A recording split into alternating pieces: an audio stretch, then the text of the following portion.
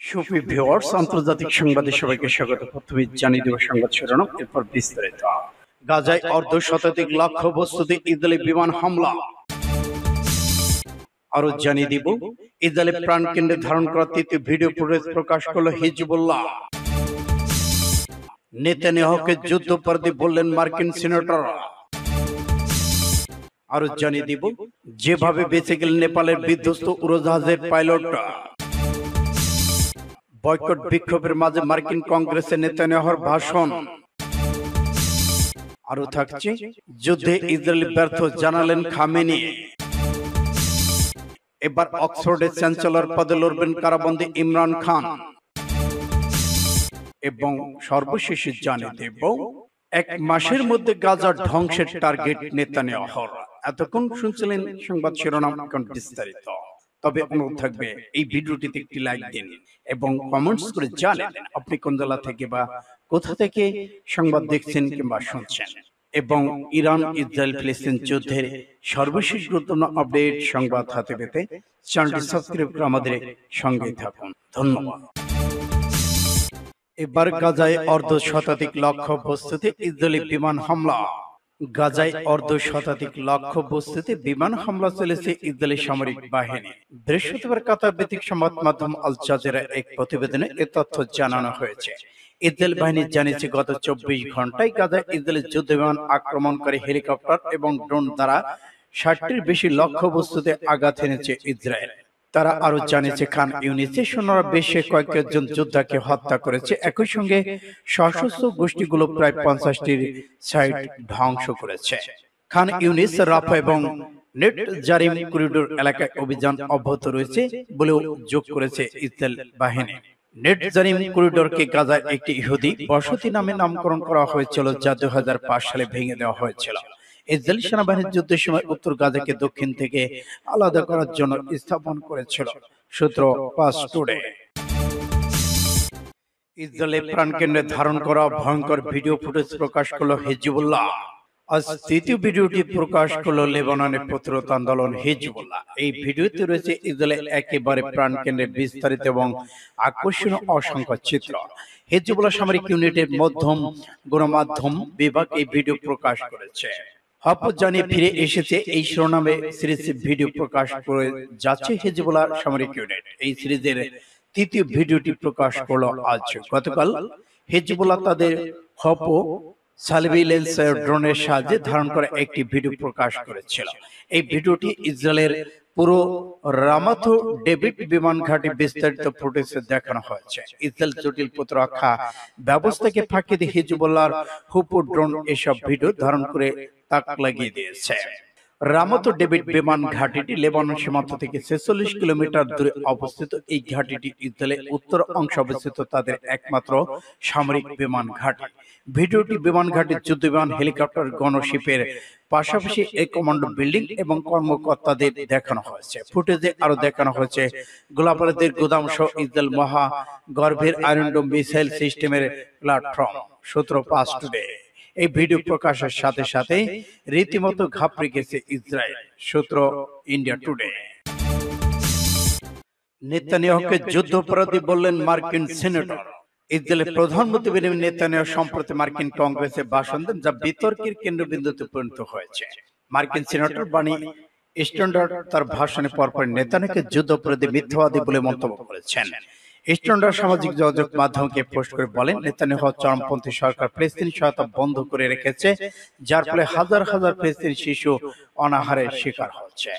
নেতানিয়াহুর ভাষণ বর্জন ডেমোক্রেটদের কঠোর প্রতিক্রিয়া। মার্কিন কংগ্রেসের যৌথ অধিবেশন নেতানিয়াহু গাজার যুদ্ধের লক্ষ্য ভবিষ্যতে কথা বলেছেন, তবে তার এই বক্তৃতা ডেমোক্রেট সিনেটর বর্জন করেন এবং কংগ্রেসে তার আগমনের বিরোধিতা করেছেন।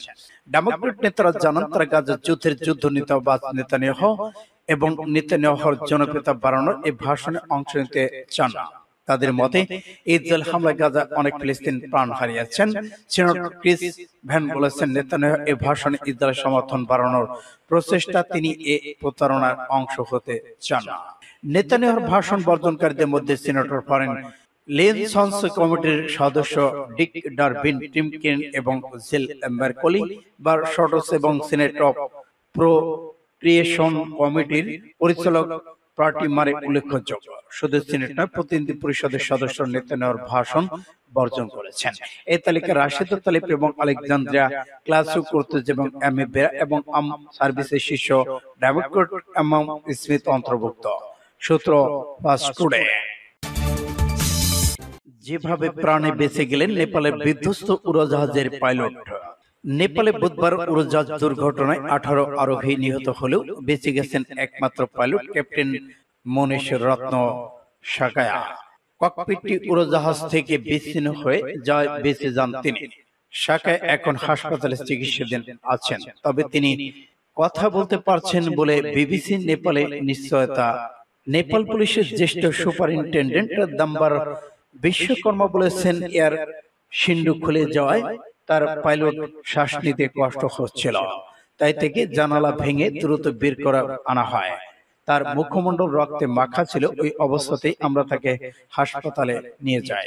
রানওয়ের পূর্ব দিকে বিধ্বস্ত হওয়ার আগে উড়োজাহাজটি বিমানবন্দর থেকে উড্ডয়নের সময় আচমকা কিভাবে ডান দিকে মোড় নেয় সেই বর্ণনা দেয় নেপালের বেসামরিক বিমান পরিবহন মন্ত্রী বার্দি পান্ডে। তিনি বলেছেন, উড়োজাহাজটি বিধ্বস্ত হয়ে নিচে পড়ার সময় বিমানবন্দরের প্রান্তে কন্টেইনারে ধাক্কা খায়, এরপর এটি আর নিচে পড়ে যায়। ককপিটটি কন্টেইনারের ভেতরে আটকে গিয়েছিল, আর এভাবেই বেঁচে গেছেন পাইলট। সূত্র ফাস্ট টুডে। বয়কট বিক্ষোভের মাঝে মার্কিন কংগ্রেসের নেতানিয়াহুর ভাষণ। মার্কিন কংগ্রেসে ভাষণ দিয়েছেন ইসরায়েলের প্রধানমন্ত্রী বেনিয়ামিন নেতানিয়াহু। ভাষণ ছিল আক্রমণাত্মক বক্তব্য, গাজা যুদ্ধ নিয়ে নানা দাবি।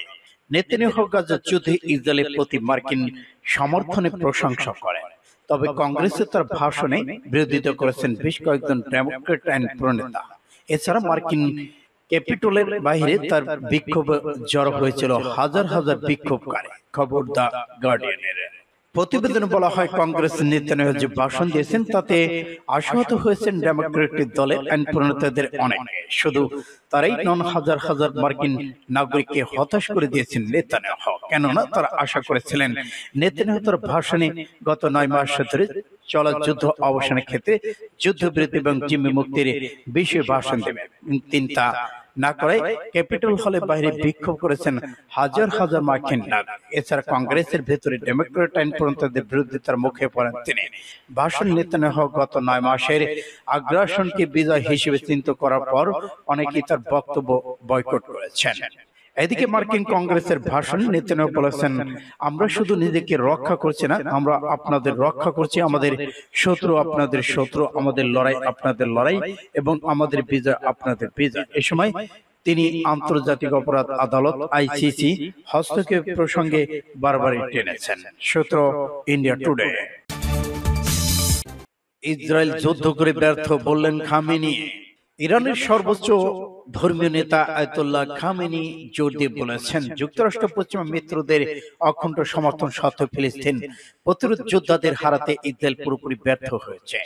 বুধবার আয়াতুল্লাহ খামেনি নিজের অফিসিয়াল এক্স অ্যাকাউন্টে হিব্রু ভাষায় দেওয়া পোস্টে খামেনি লিখেছেন, প্রতিরোধের শক্তি প্রতিদিন আরো স্পষ্ট হয়ে উঠেছে। খামেনি আরো লিখেছেন, হামাসের বিরুদ্ধে যুদ্ধে ইহুদিবাদী ইসরায়েলের পেছনে যুক্তরাষ্ট্রের মতো বিশাল সামরিক, রাজনৈতিক, অর্থনৈতিক ব্যবস্থা দাঁড়িয়েছে, কিন্তু তারা তাদের হামাসকে নতজানু করতে ব্যর্থ হয়েছে। ইসরায়েলের সাথে অক্টোবর থেকে গাজা উপত্যকায় গণহত্যামূলক যুদ্ধ চলে যাচ্ছে। এখন পর্যন্ত ইসরায়েলি আগ্রাসন 40,000-এর মতো ফিলিস্তিন প্রাণ হারিয়েছে। সূত্র ফাস্ট টুডে। এবার অক্সফোর্ডের চ্যান্সেলর পদে লড়বেন কারাবন্দী ইমরান খান। এবার জেল থেকে অক্সফোর্ড বিশ্ববিদ্যালয়ের চ্যান্সেলর পদের জন্য আবেদন করতে চলেছেন পাকিস্তানের সাবেক প্রধানমন্ত্রী, পাকিস্তান তেহরিক-ই-ইনসাফ পিটিআই প্রতিষ্ঠাতা ইমরান খান। পিটিআই প্রধানের আন্তর্জাতিক মিডিয়া উপদেষ্টা সৈয়দ জুলফি বুখারী বিষয়টি নিশ্চিত করেছেন। জনগণের দাবির প্রেক্ষিতে ইমরান খান অক্সফোর্ডের চ্যান্সেলর পদে প্রার্থী হতে যাচ্ছেন বলেই জানান বুখারী। তিনি বলেছেন, আমরা পিটিআই প্রধানের কাছ থেকে অনুমতি পেলে এবং এর জন্য স্বাক্ষর প্রচার শুরু করার পরই আমরা এ বিষয়ে প্রকাশ্যে ঘোষণা দেব। বৃহস্পতিবার টেলিগ্রাফের এক প্রতিবেদনে এ তথ্য জানানো হয়। 1 মাসের মধ্যে হামাসকে ধ্বংসের প্রতিজ্ঞা করল নেতানিয়াহু। এবার 1 মাসের মধ্যে হামাসকে নিশ্চিহ্ন করার ঘোষণা দিয়েছেন নেতানিয়াহু। ইসরায়েলের প্রধানমন্ত্রী বেনিয়ামিন নেতানিয়াহু বলেছেন, হামাস ধ্বংস না হওয়া পর্যন্ত গাজার যুদ্ধ চলছে তো চলবে। হামাসের আত্মসমর্পণ, নিরস্ত্রীকরণ এবং জিম্মি মুক্তির পরে কেবল যুদ্ধবিরতিতে রাজি হবে ইসরায়েল। বুধবার মার্কিন কংগ্রেসের যৌথ অধিবেশন 1 ঘন্টার বেশি সময় ধরে দেয়া ভাষণে তিনি এই হুঁশিয়ারি দিয়েছেন। খবর আল জাজিরা। ইসরায়েলের প্রধানমন্ত্রী বলেছেন, আমাদের সব শত্রুর ডানা উচিত ইসরায়েল হামলার চড়া মাশুল দিতে হবে। যুক্তরাষ্ট্রের সমর্থনের জন্য কৃতজ্ঞতা জানাই। এই মুহূর্তে আরো দ্রুত অস্ত্র সহায়তা পেলে দ্রুত যুদ্ধ শেষ হতে পারে।